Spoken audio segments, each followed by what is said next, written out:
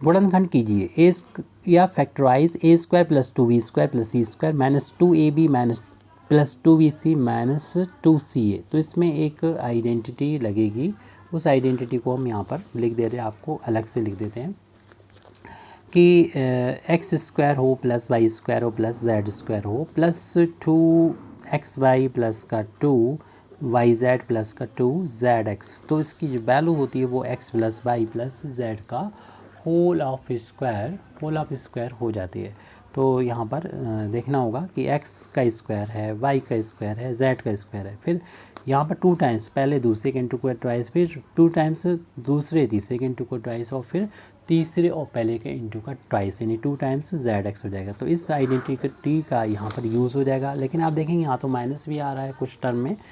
तो वो हम एडजस्ट कर देंगे अभी। सबसे पहले तो आप लिख लें, ए को लिख सकते हैं कि ए का स्क्वायर है और बी को बी का स्क्वायर। यहाँ थोड़ी सी जगह छोड़ दें, हो सकता है इनके साइन चेंज होगी, माइनस भी आ रहा है, ये सी का स्क्वायर, यहाँ जगह छोड़ दी हमने थोड़ी सी। अब किसका माइनस आएगा वो आप ऐसे देख सकते हैं कि जो माइनस वाले टर्म है उनसे पहले वाला यानी ये वाला है।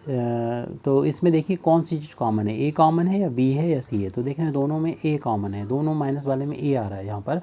ए आ रहा है, तो इसका मतलब ए वाला माइनस होगा, तो ए में माइनस लगा लीजिए, अप्लाई कर दीजिए। फिर आप इसको इस तरीके से लिखेंगे, प्लस 2 टाइम्स पहले और दूसरे के इंटू का ट्वाइस माइनस ए इंटू बी से ब्रैकेट में कर दें, और प्लस दूसरे और तीसरे का, ये तो 2 टाइम्स बी इंटू सी ऐसे ही रहेगा, और फिर तीसरे और पहले का यानी 2 टाइम्स सी, और पहला कौन सा है माइनस का, ये वो ध्यान रहे, क्योंकि आप ब्रैकेट ओपन करेंगे तो प्लस माइनस के इंटू माइनस हो जाएगा, यानी इसको हम